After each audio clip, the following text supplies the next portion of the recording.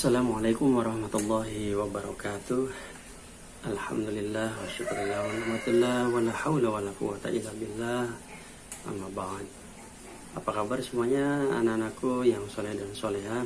Semoga kita semuanya pada hari ini diberikan kesehatan dan juga kelancaran dalam aktivitas, walaupun suasananya pada hari ini atau pagi ini hujan ya. Jadi karena pembelajaran hari ini tidak bisa dilaksanakan kegiatan di sekolah, mungkin sekolahnya becek, sekolahnya ternyata lingkungannya tidak kondusif untuk kita laksanakan secara PTM, maka kita secara daring atau secara online kita bisa melaksanakannya.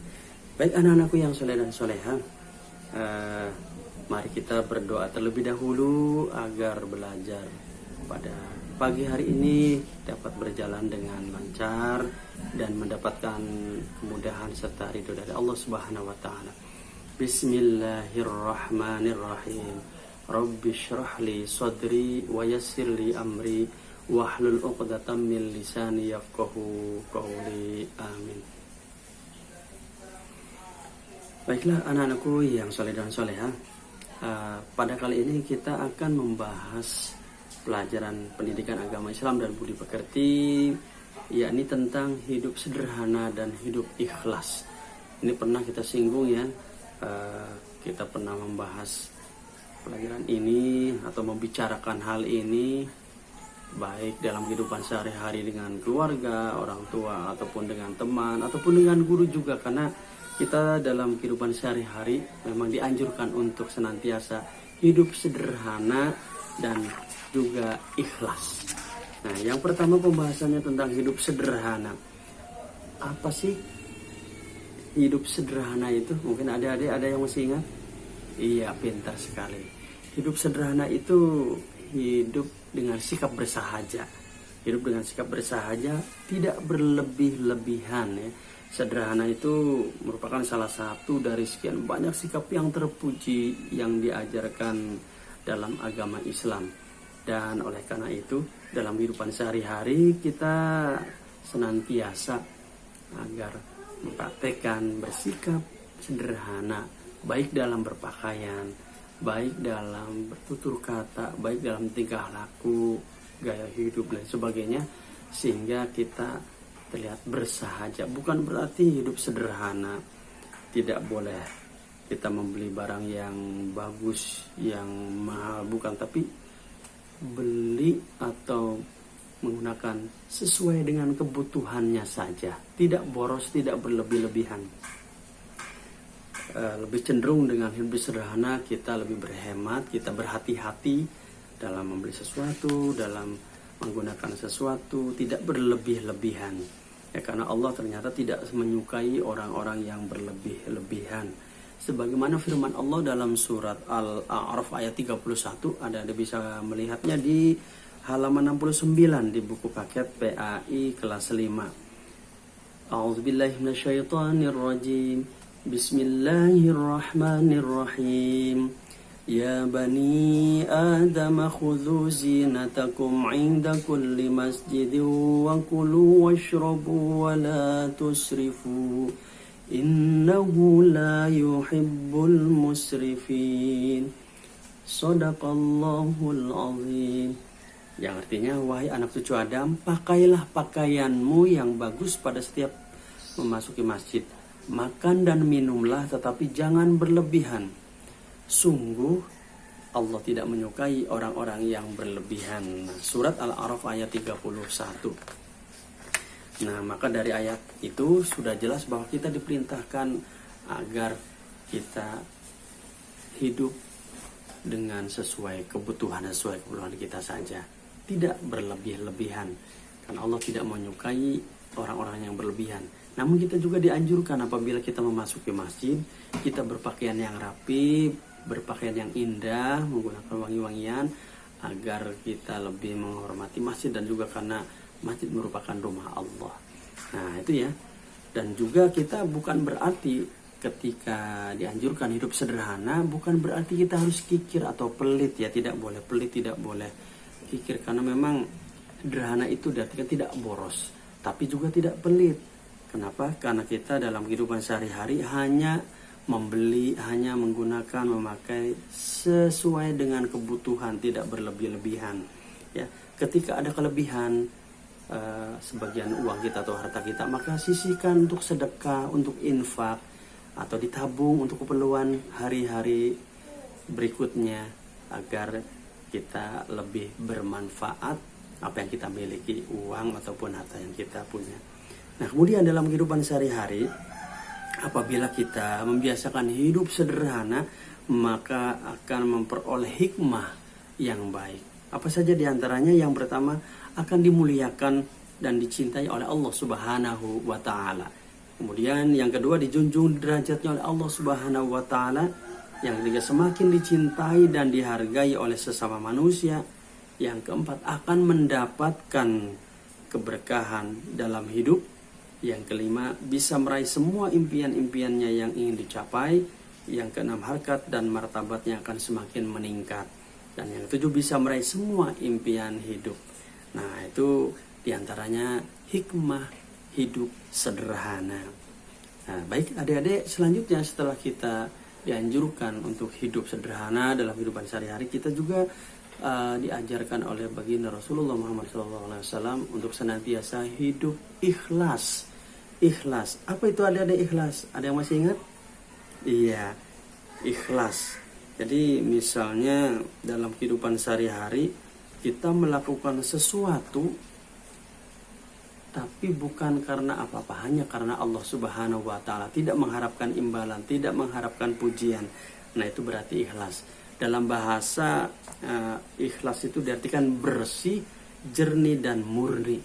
Nah, itu ya. Sementara menurut istilah bahwa ikhlas itu adalah beramal semata-mata mengharapkan ridho Allah Subhanahu wa Ta'ala. Nah, itu ya adik-adik ya.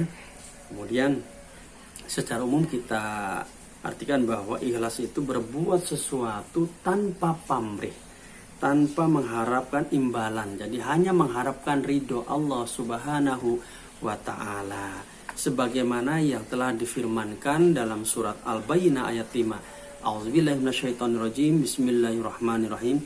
Wa ma umiru illa liya'budullaha mukhlishina lahud-din hunafa'a wa yuqimus sholata wa yu'tuz zakata wa dzalika dinul qayyimah. Yang artinya, padahal mereka hanya diperintah menyembah Allah dengan ikhlas, mentaatinya semata-mata karena menjalankan agama, dan juga agar melaksanakan sholat dan menaikkan zakat. Yang demikian itulah agama yang lurus, agama yang benar. Quran surat Al-Bayyinah ayat 5. Nah, adik-adik yang soleh dan soleha, maka diterimanya amal kebaikan kita ditentukan dengan keikhlasan.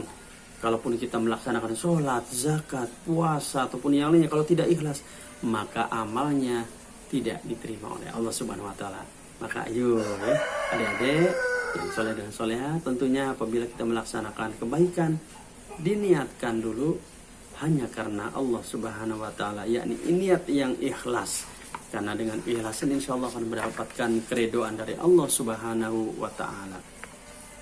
Kemudian yang keduanya, ketika kita sudah niat untuk ikhlas, maka melaksanakan sesuatu atau beramal dengan sebaik-baiknya. Jadi walaupun kita ikhlas, walaupun tidak mengharapkan pamrih, upah, tapi kita melaksanakan amal tersebut, melaksanakan sesuatu pekerjaan tersebut dengan sebaik-baiknya, tidak asal-asalan, tidak sembarangan, tidak terburu-buru, tidak gerasa-gerusuk ya. Sehingga apa? Hasilnya pun akan baik, hasilnya pun akan maksimal, sehingga orang betul-betul melihat hasil dari jerih payah kita itu dengan hasil yang baik ataupun memuaskan. Kemudian yang ketiganya, hasil atau daripada yang kita lakukan bisa dimanfaatkan baik oleh kita ataupun oleh orang lain. Seperti ketika kita belajar diniatkan dengan ikhlas, kemudian kita rajin, tekun, disiplin melaksanakan segala aturan, ketentuan, entah itu dari disiplin sekolah, disiplin keluarga ataupun masyarakat, kita akan merasakan manfaatnya. Baik kita akan dikenal baik sama keluarga, sama teman-teman, sama guru, orang tua. Kita juga akan merasakan hasil dari kegigihan kita, kerajinan ataupun ketekunan kita. Entah itu nilai yang memuaskan, entah itu dari karakter kita yang disukai banyak orang, perilaku kita yang banyak dinilai sebagai akhlak yang positif, akhlak yang mulia. Nah, itu pasti akan terasa manfaatnya. Maka dari itu, mari adik-adik agar kita senantiasa hidup untuk senantiasa ikhlas dalam melakukan sesuatu. Kemudian ketika kita ikhlas, maka banyak manfaat yang akan kita peroleh. Yang pertama, diterimanya amal perbuatan oleh Allah Subhanahu wa taala. Yang kedua, manfaat yang dapat kita terima ketika kita melakukan dengan ikhlas, hidup akan jarang sekali merasakan kecewa. Insya Allah akan selalu bahagia, akan tenang, akan nyaman. Kemudian yang ketiga, dilapangkan darinya masalah yang sedang menghimpitnya. Insya Allah Allah akan memudahkan urusan kita, masalah kita ketika kita senantiasa hidup ikhlas. Dan yang selanjutnya, benteng dari godaan setan. Ketika kita ditimpa ujian, ketika ditimpa masalah, apabila kita ikhlas, insya Allah setan tidak akan bisa masuk untuk menghancurkan keimanan kita, hati kita yang sudah bersih atau murni ikhlas karena Allah Subhanahu wa taala. Nah, itu ya adik-adik pembahasan kita kali ini, yaitu hidup sederhana dan ikhlas. Hidup sederhana, bersikap bersahaja, yang bukan berarti hidup kita tidak boleh dibatasi, namun seperlunya sesuai kebutuhan. Dan ikhlas, kita melakukan ibadah, kita melakukan sesuatu perbuatan didasari hanya karena Allah Subhanahu wa taala, bukan mengharapkan pamrih, imbalan, pujian atau yang lainnya. Demikian untuk pembahasan kali ini adik-adik, semoga bisa dipahami dan tidak ada tugas untuk disetorkan. Adik-adik cukup menyimak, mudah-mudahan bisa dipahami dengan baik. Assalamualaikum warahmatullahi wabarakatuh.